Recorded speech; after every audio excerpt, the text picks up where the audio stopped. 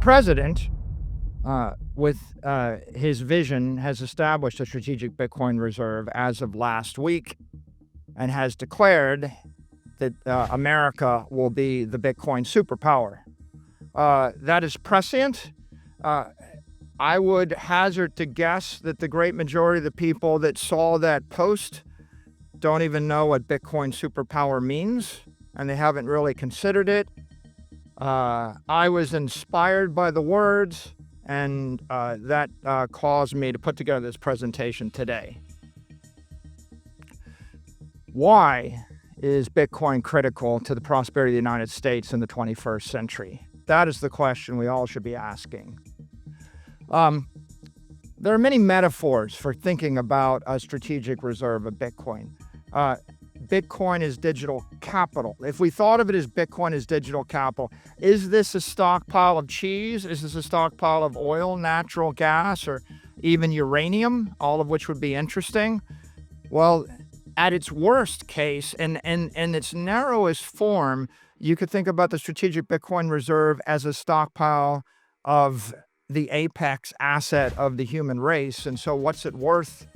Well, over the next 20 years, I think it's worth anywhere from $3 trillion to $106 trillion to the United States.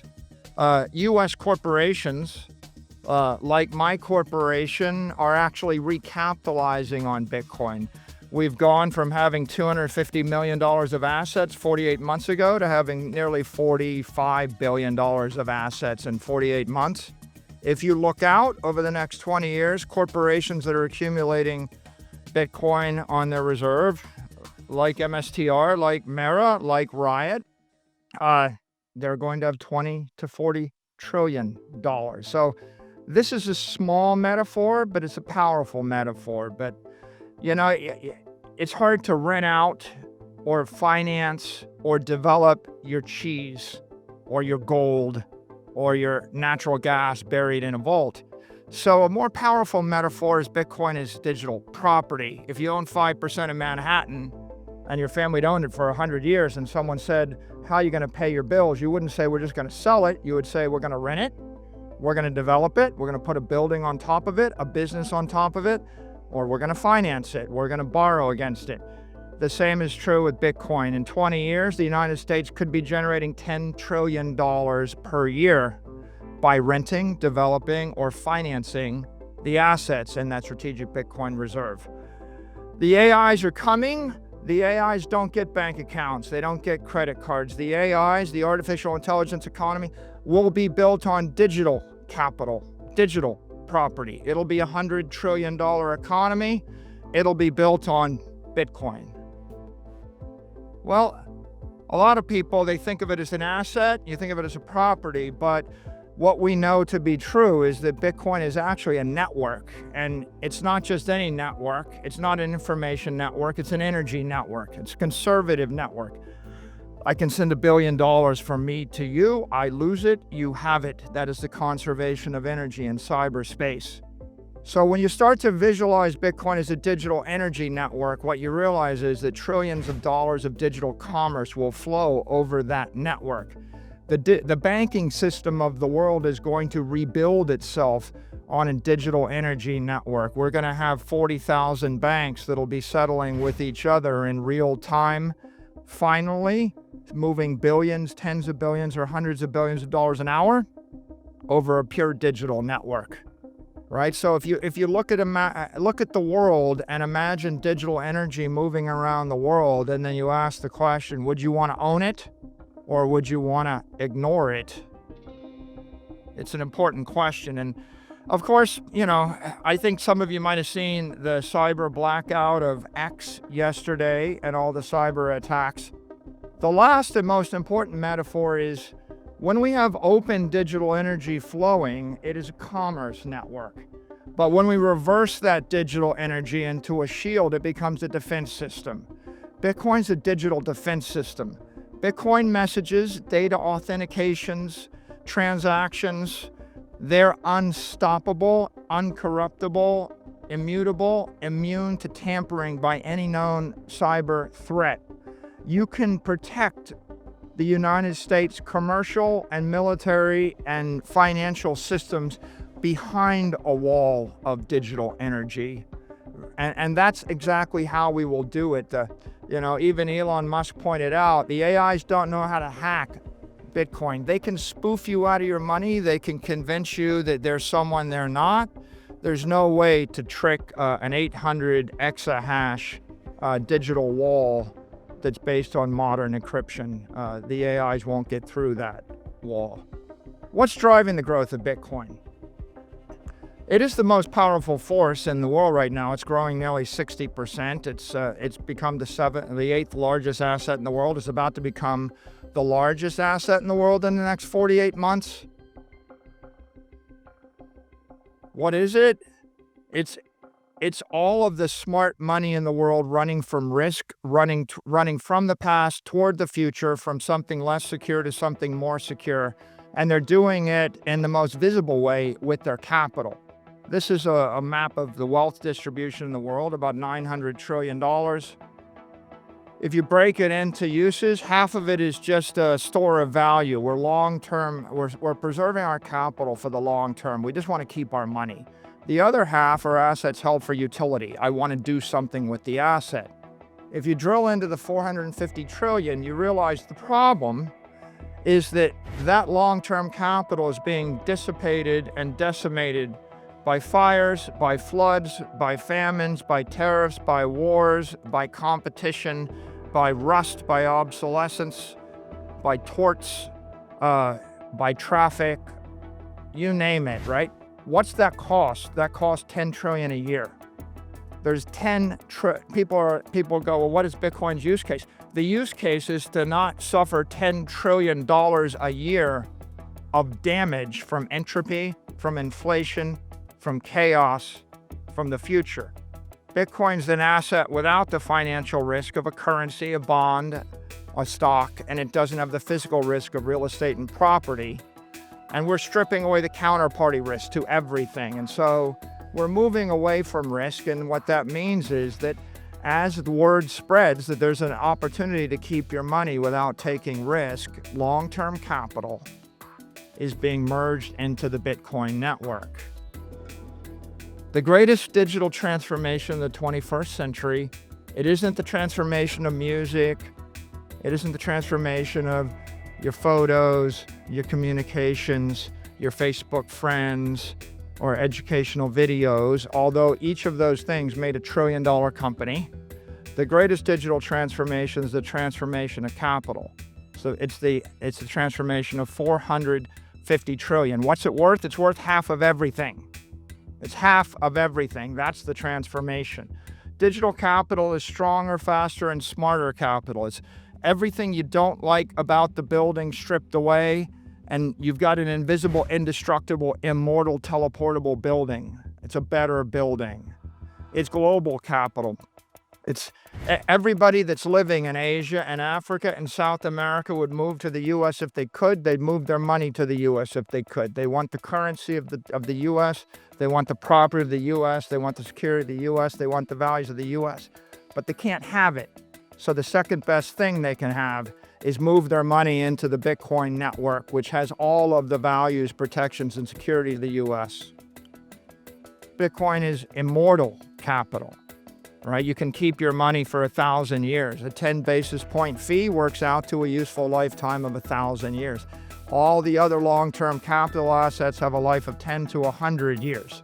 Find a business you want to invest in that'll be around for 500 years. Find a building that will last for 500 years.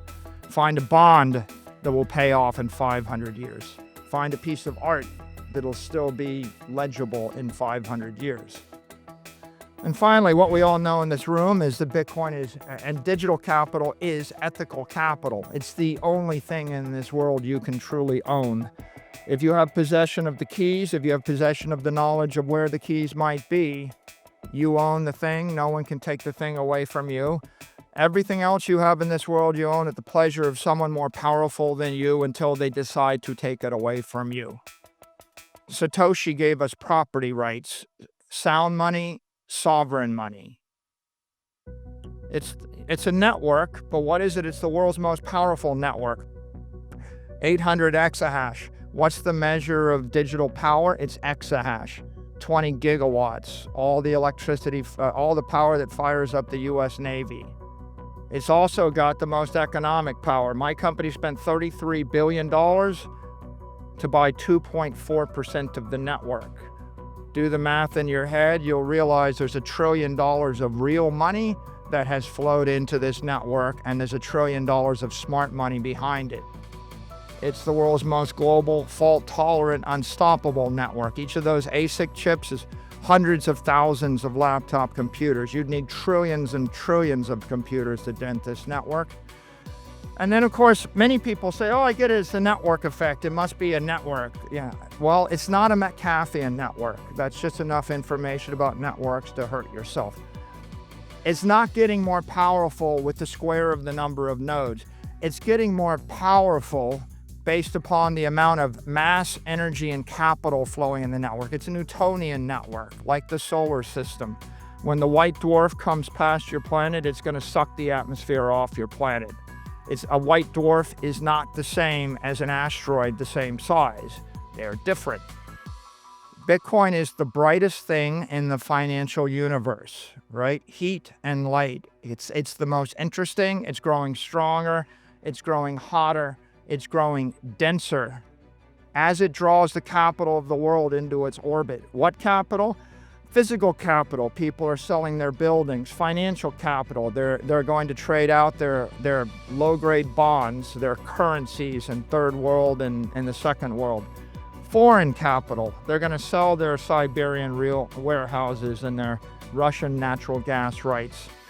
It's drawing antiquated capital, the capital of the 20th century.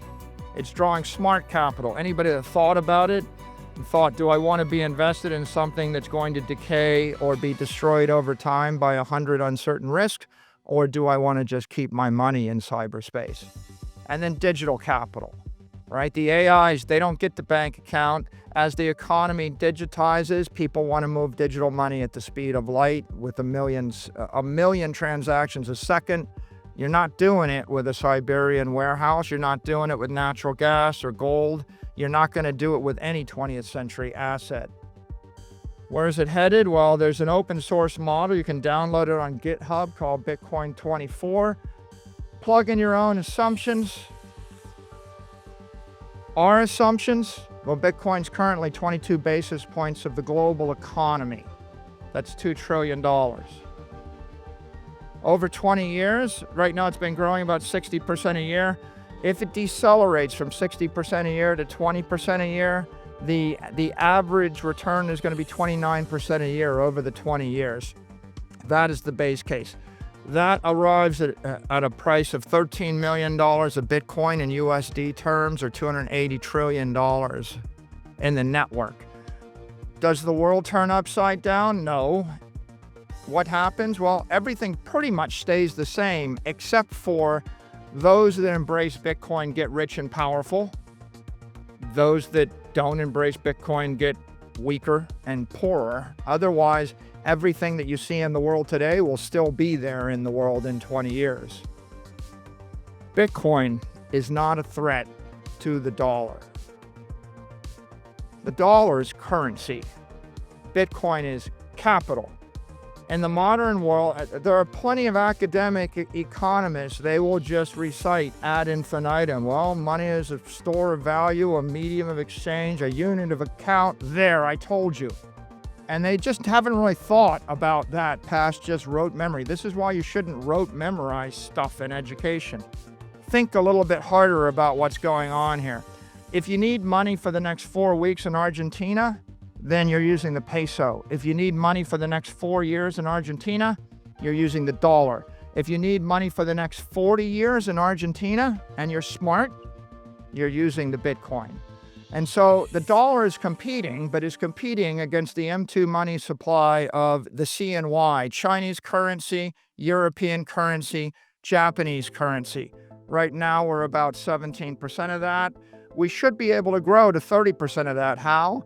With digital currency. If U.S. banks and U.S. corporations can issue digital currencies backed by the U.S. Treasury, we will expand that supply of U.S. currency by $10 trillion. right? That's a digital asset strategy. That's why the stablecoin bill and the Genius Act matter. Bitcoin is the greatest opportunity of the 21st century, right? It's worth anywhere from 3 trillion to 106 trillion, depending upon how programmatic and aggressive we want to pursue this opportunity. These opportunities don't come along often.